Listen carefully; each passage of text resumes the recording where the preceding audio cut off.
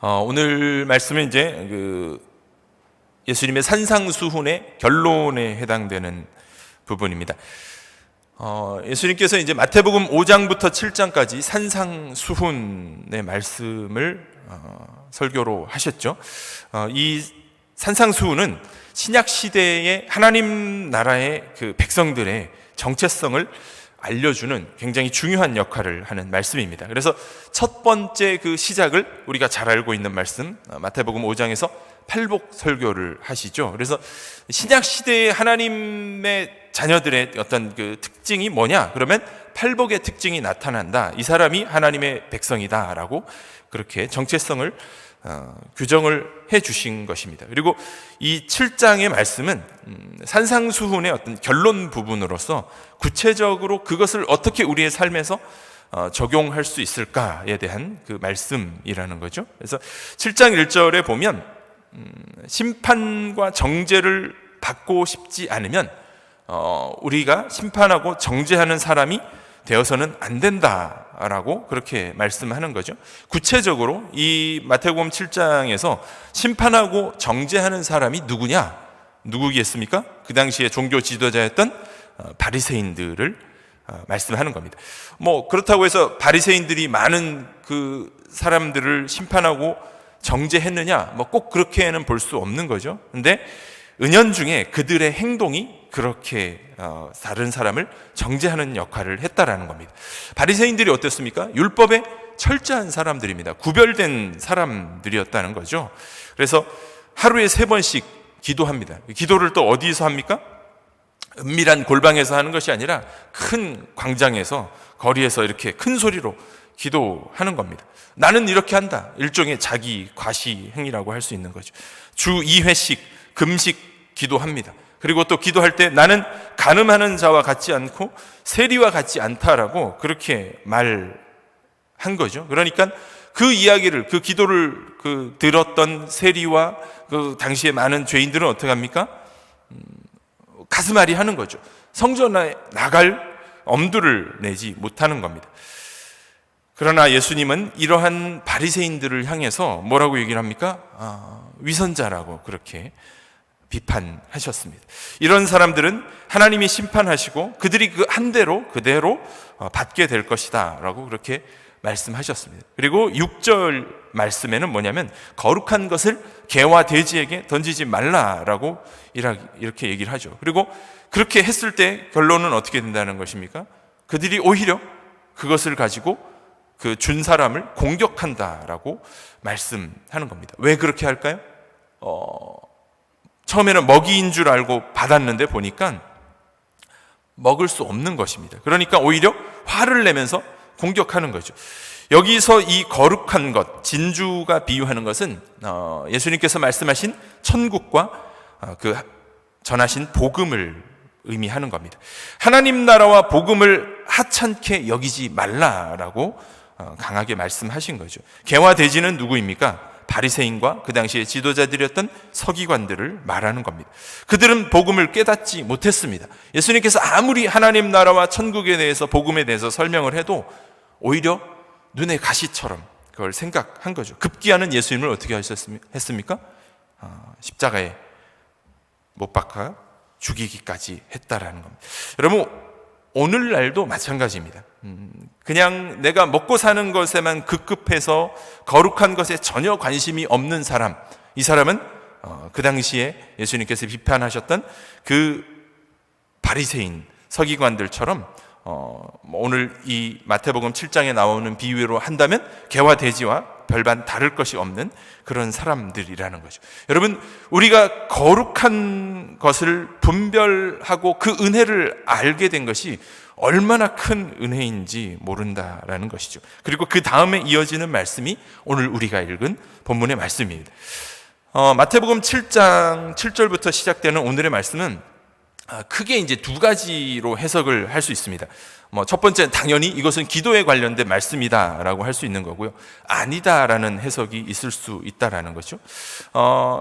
이 말씀이 좀 헷갈리는 이유는 그런 겁니다. 오늘 본문과 동일한 말씀이 누가복음 11장에 똑같이 등장을 하는 거죠. 그런데 누가복음 11장의 말씀을 보면 그 결론에 해당되는 그 좋은 것으로 기록된 부분을 성령이라고 구체적으로 그렇게 명시를 하고 있습니다. 누가는 기도의 성령에 대해서, 성령의 사역에 대해서 굉장히 관심을 가진 사람이었기 때문에 그 좋은 것을 성령이라고 이렇게 구체적으로 명시를 한 것입니다. 그런데 오늘 말씀에 대한 걸 우리가 그 누가복음의 내용이 동일하게 겹치기 때문에 이것이 기도에 관한 말씀이다라고 이렇게 해석을 많이 해왔는데, 과연 그러한가라는 의무를 갖게 한다라는 것이죠. 왜냐하면 누가복음 11장은 예수님의 제자들이 요구를 합니다. 요청을 합니다.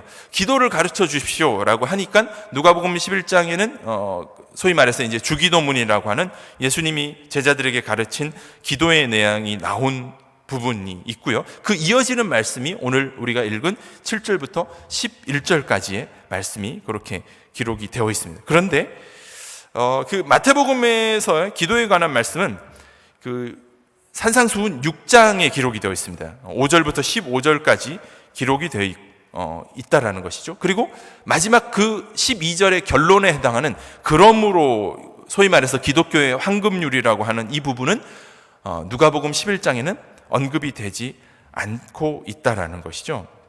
자, 그럼 우리 먼저 기도가 무엇인지 한번 생각해 볼 필요가 있을 것 같습니다. 여러분, 기도에 대해서 생각할 때 대부분 우리는 기도는 뭐 내가 원하는 걸 하나님께 올려드리는 것이다, 내가 필요한 것을 구하는 것이다 라고 그렇게 생각을 많이 하죠. 그리고 내가 기도해서 뭐 이렇게 하나님이 이렇게 응답해 주셨다라고 하면서 와 기쁘다라고 하는 건, 그것은 기도의 높은 단계에 들어가지 못한 것이다 라고 말씀할 수 있습니다. 기도는요, 내 간구를 하나님이 들어주시는 것이 아니라 오히려 하나님께서 요청하시는 것을 내 삶 속에서 그것을 행하는 것이다 라고 말씀드릴 수 있습니다.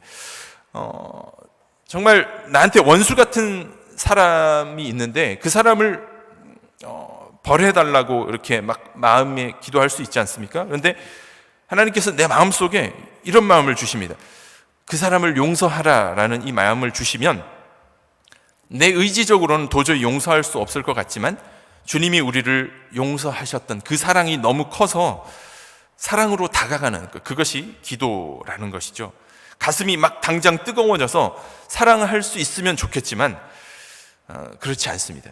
주님이 요구하셨기 때문에 사랑하는 것, 몸부림치는 것, 그것이 기도라고 할 수 있는 것이죠.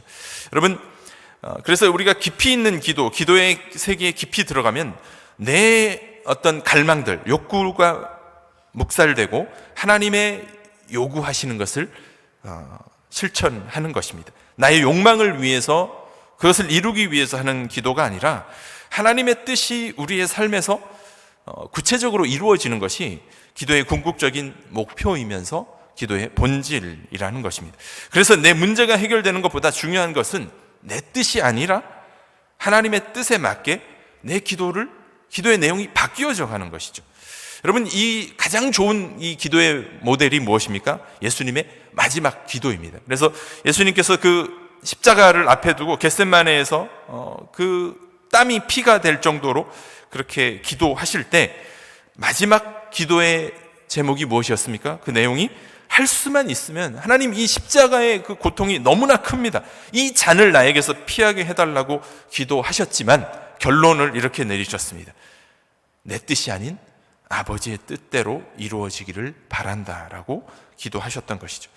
여러분, 지금까지 우리는 기도를 많이 하고 뭐 기도의 사람이 되어야 된다라고 이런 말을 많이 들어왔습니다. 그런데 성경의 말씀을 보면 우리가 기도를 많이 하는 것보다 말씀에 따라서 사는 것을 굉장히 중요하게 생각을 합니다. 여러분, 기독교 서점에 가서 정말 많이 팔리는 책들 중에 늘 그 상위에 랭킹 되는 것이 무엇이냐면 바로 기도에 관한 책입니다. 기도에 대해서 쓴 책들의 대부분의 내용은 어떻게 하면 우리가 기도 응답을 받을 수 있는가, 뭐 이런 내용을 많이 다루고 있다라는 거죠. 그래서 그 기도 응답의 사례들에 대해서 자신이 경험했던 그것이 마치 어떤 하나의 비법인 것처럼 이야기를 하죠. 그래서 기도가 마치 무슨 도깨비 방망이 같고 이렇게 기도하면 하나님이 안 들어주실 수 없다라는 식의 내용이 대부분이라는 것이죠. 그러나 여러분, 성경은 하나님의 뜻에 관심이 있습니다. 하나님의 뜻을 알고 행동하는 사람의 관심이 있지, 단순히 우리가 기도에 많이 한 그것에는 별로 관심이 없다라는 것입니다. 여러분, 왜 그렇습니까? 기도를 깊이 하면 할수록 내 기도의 제목이 바뀔 수밖에 없다라는 것이죠. 나의 간구의 제목이 하나님의 목적에 부합되는 기도로 바뀌어져 가게 된다는 겁니다. 그래서 나를 위한 간구가 아니라 하나님의 뜻에 부합하게 될 때 그 기도는 합당한 기도가 되고 이루어지게 된다는 것이죠. 그래서 기도 응답의 궁극적인 목표는 하나님의 뜻이 내 삶 가운데 이루어지도록 하는 것이라는 겁니다. 그래서 예수님께서 가르치신 그 주님 기도문에서도 그런 거죠. 뜻이 하늘에서 이루어진 것처럼 땅에서도 이루어지기를 바란다라는 것이 기도의 궁극적인 목표가 된다라는 겁니다. 내 욕망, 나의 어떤 그 물질적인 그 간구들, 성공을 위한 기도가 이루어졌다라고 할지라도 이것은 저차원적인 단계의 기도에 불과하다라는 것입니다. 그런데 하나님은 이런 기도에도 응답을 하시죠. 당연히. 그죠? 왜 그렇습니까? 그 기도를 통해서 믿음의 길로 우리를 이끌어 가시기를 원하시기 때문에 그렇습니다. 여러분, 우리가 어린 아이 때 부모에게 막 뭔가를 요구를 합니다. 사탕 사주세요 하면 부모님이 어떻게 합니까? 그 아이의 간구를 들어주시죠. 그런데 어른이 되었는데 여전히 연로하신 부모님한테 이거 해달라고 그러면 그건 분명히 문제 있는 자녀인 거죠. 예. 건강한 자녀의 모습은 아니라는 것입니다. 여러분, 우리의 신앙이 성장한다는 것은 내 필요를 구하는 것에서 아버지의 뜻에 관심을 갖는 것으로 변화되는 것을 말하는 거죠. 그래서 우리의 기도의 내용이 단순한 것을, 내 필요한 것을 구하는 것, 그 응답을 통해서 궁극적으로는 깊이 있는 기도의 세계, 하나님 아버지의 뜻에 관심을 갖는 것으로 바뀌어져 가야 한다라는 것입니다. 그래서 궁극적으로 내 기도의 내용이 하나님이 원하시는 뜻을 구하는 것으로 바뀌어질 수밖에 없는 겁니다. 그래서 기도는요, 단순히 내가 기도한 것에서 머물러 있을 수 없다라는 겁니다. 기도가 단순히 기도로 끝난다면 그것은 기도가 아니라는 겁니다. 왜냐하면 이 기도는 하나님의 뜻을 이루는 것인데 그것이 말로만 해서 끝날 것이 아니라는 것이죠. 그럼 미국 그 농장에 이런 글이 적혀 있었다라고 합니다. 좋은 추수를 위해서 기도하십시오. 그리고 열심히 김을 매십시오. 우리는 때때로 우리가 드린 기도에 대해 그 응답의 한 부분을 우리가 자신이 감당해야 된다는 것을 잊어버리고 살죠. 하나님은 우리가 기도하기만 하면 모든 것을 다 들어주시고 이루어주시는 분이 아니라는 것이죠. 기도했으니까 하나님이 다 해결해 주실 거야 라고 생각하고 아무것도 하고 있지 않으면 안 된다는 겁니다. 여러분, 학생들이 시험 공부 하나도 안 하고 기도만 하고 좋은 성적 주십시오라고 하는 것과 다를 바가 없는 것이죠. 여러분, 우리가 교회 사역을 축복해 달라라고 하면서 기도하고서 정작 교회 섬기는 일에는 아무 관심이 없습니다. 사랑하는 사람의 구원을 위해서 기도하면서도 복음을 전하지 않습니다. 재정적인 어려움에 처한 사람들을 위해서 기도하지만 우리가 도울 형편이 되어도 아무것도 하지 않습니다. 소외되고 외로운 이들을 위해서 위로해달라고 하면서도 내가 그들을 직접 찾아가거나 돕는 일은 하지 않는다면 그것이 무슨 소용이 있겠습니까? 여러분, 하나님은 우리가 기도로 간구하기를 원하시지만 더 나아가서 그 기도한 것에 행동하기를 원하실 때가 많다라는 것을 기억해야 한다는 겁니다. 여러분, 이 기도한 것과 행동하는 것 대부분 함께 가는 경우가 많습니다. 궁극적으로 성경은 우리가 그 기도한 것 자체보다 하나님의 뜻을 우리의 삶에서 어떻게 이루어 드릴 것인가, 여기에 관심을 갖고 있습니다. 기도를 통해서 내 욕망을 채우는 것이 아니라 하나님의 뜻에 부합되도록 그렇게 살아가는 것에 궁극적인 관심이 있다라는 사실이죠. 오늘 본문의 이야기는 앞서 말씀드린 것처럼 우리가 흔히 기도를 언급할 때 대표적으로 사용하는 말씀입니다. 끈질기게 기도할 때 그렇게 많이 언급하는 말씀이죠. 그런데 마태복음 7장 어디에도 보면 사실 이게 기도에 관련된 말씀인가라는 그런 의문을 품을 수밖에 없다라는 것이죠. 직접적으로 기도하라는 단어를 언급하지 않았습니다. 그리고 앞서 설명드린 것처럼 앞의 내용은 비판하지 말라라는 것이고요. 오늘 뒤에 이어지는 말씀은 좁은 문으로 들어가다, 이렇게 그런 삶을 살라라는 것입니다. 그렇게 좁은 문으로 들어가는 삶은 바리새인들처럼 그렇게 위선적으로 살아가는 것이 아니라 주님 뜻대로 진실하게 행하는 모습으로 살아갈 것을 요청하는 그런 내용입니다. 문맥의 흐름으로 보아도 오늘 이 말씀이 과연 기도에 관한 것일까라는 그런 의문을 품게 한다는 것이죠. 그리고 결정적으로 그 12절의 결론적인 이 메시지가 좀 기도를 언급한 것은 아니지 않나, 그런 생각을 하게 됩니다. 12절 말씀이 무엇입니까? 그러므로 무엇에든지 남에게 대접을 받고자 하는 대로 너희도 남을 대접하라. 이것이 율법이요 선지자니라. 율법과 선지자는 구약 성경 전체를 요약하는 말씀이라는 것이죠. 그리고 이 7절부터 12절까지의 내용을 한 문장으로 요약하면 무엇입니까? 대접하라는 것이죠. 이웃을 섬기는 삶을 살라라고 그렇게 요청하는 말씀입니다.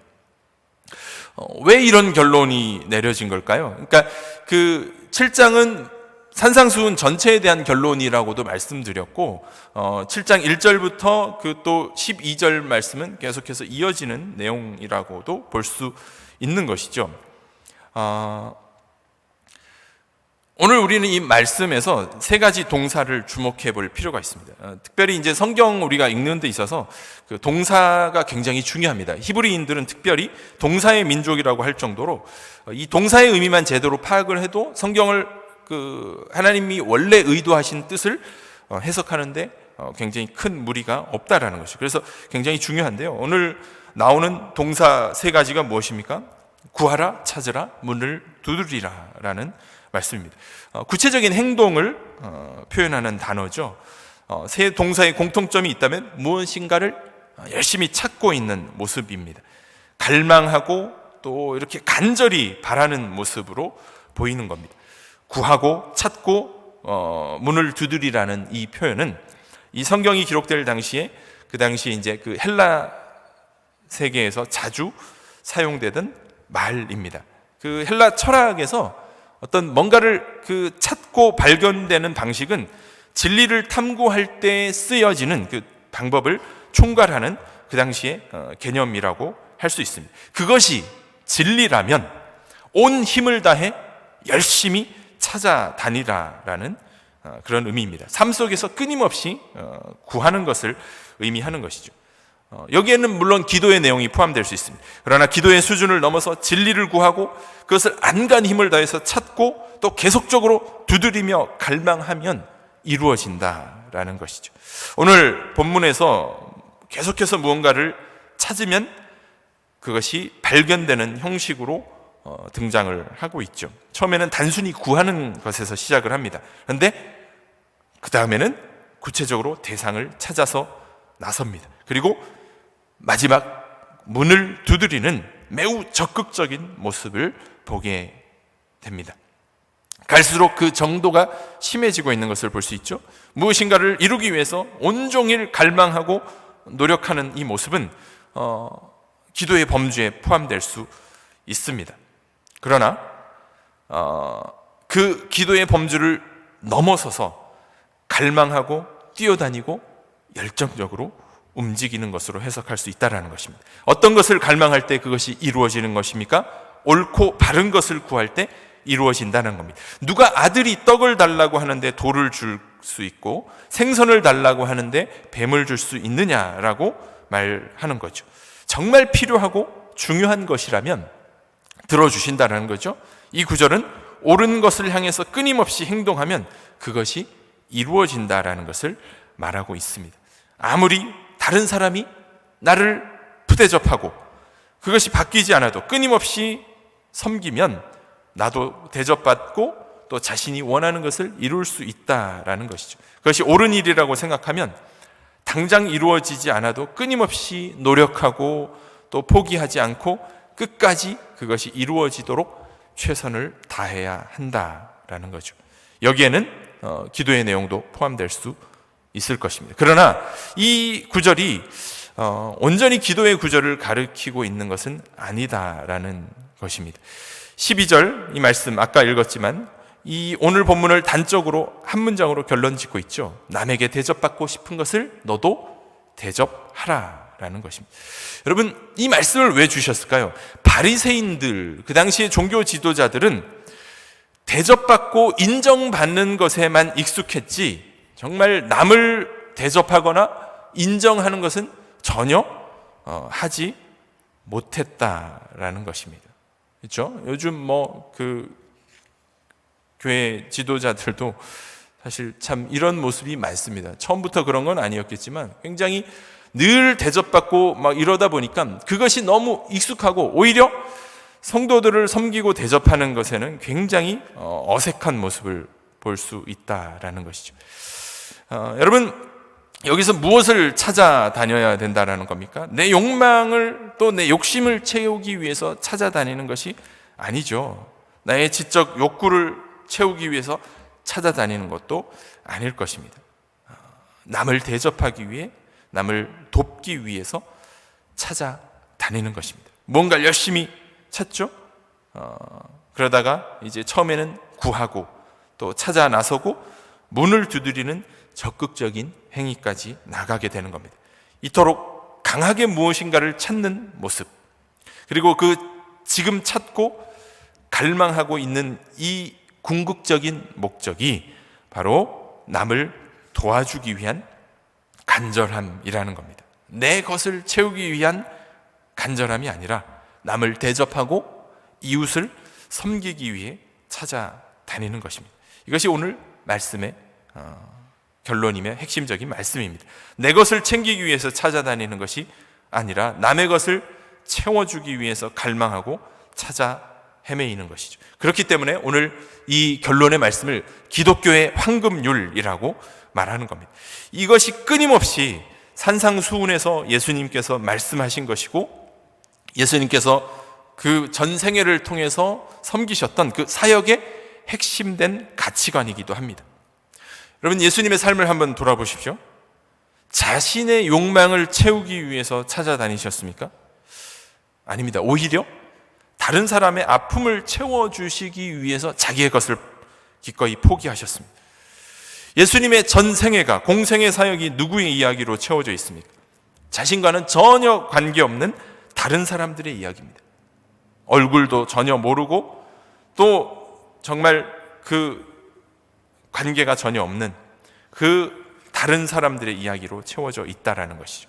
예수님은 세상의 아픔을 치유하기 위해서 온 일생을 찾아 헤매셨습니다. 누가 이런 삶을 이제 살아야 합니까? 바로 하나님의 자녀된 우리가 그런 인생을 살아야 한다는 것입니다. 단순히 내 것을 찾아서 갈망하고 얻기 위해서 구하라는 말이 아니라 다른 사람을 채워주기 위해서 그렇게 살아가야 한다는 겁니다. 남의 아픔을 감싸고 보살피고 고치기 위해서 찾아 헤매셨던 것이 예수님의 삶이고 하나님 아버지께서 바라시는 그런 삶이셨습니다. 주님이 비판했던 바리새인들은 정작 자신의 것만 채우기 위해서 살았습니다. 나는 성공해야 하고 남은 실패하는 인생, 나는 잘되고 남은 망하는 인생을 살았던 것입니다. 이제 말씀을 마무리 맺도록 하겠습니다. 예수님이 이 땅에 오심을 우리가 기다리는 대강절을 보내면서 자신의 전생애를 자신과 관계없는 사람을 살리기 위해서 찾아 헤매셨던 예수님처럼 오늘 우리의 삶 또한 예수님을 닮은 그런 삶을 살아갈 수 있기를 간절히 소망합니다. 기도하겠습니다. 하나님, 우리를 거룩한 하나님 나라 백성으로 불러주심에 감사를 드립니다. 그 은혜를 기억하면서 하나님 나라 백성의 정체성을 가지고 그에 합당한 삶을 살아갈 수 있도록 저희들의 삶을 인도하여 주시옵소서. 감사드리며 예수님의 이름으로 기도합니다. 아멘.